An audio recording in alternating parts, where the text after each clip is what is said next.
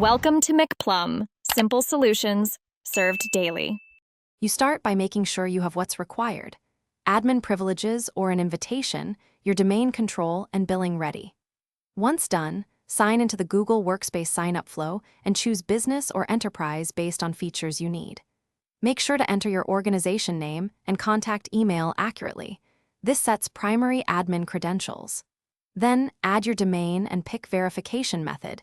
DNSTXT is fastest for many registrars. This gets you into the setup console to add users and configure services. Once domain verification begins, follow registrar steps to add the TXT record or upload the HTML file, then click Verify. Propagation can take minutes to hours. After verification, create user accounts and organize them into units for tailored policies. Make sure to assign licenses and set temporary passwords you will force to change at first sign-in. Configure two-step verification and optional single sign-on to protect accounts. Also enable essential services like Gmail, Drive, and Calendar, so users can start collaborating immediately. To finish, update your domain MX records to Google servers so email flows into Workspace.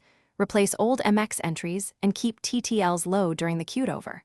Once mail routes, migrate legacy mail, contacts, and calendar items using the data migration tool if needed. Audit security with the Admin Console security checkup and confirm user access.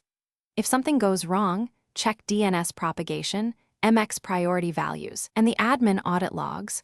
Often delays are DNS TTL related, so wait 30-60 minutes after changes before retesting.